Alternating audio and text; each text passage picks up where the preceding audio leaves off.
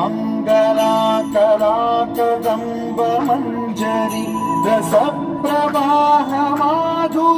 विजृम्भणा मधुव्रतं स्मरान्तकं पुरान्तकं भवान्तकं मघान्तकं गजान्तकान्तकान्तकं तमन्तकान्तकं भजे।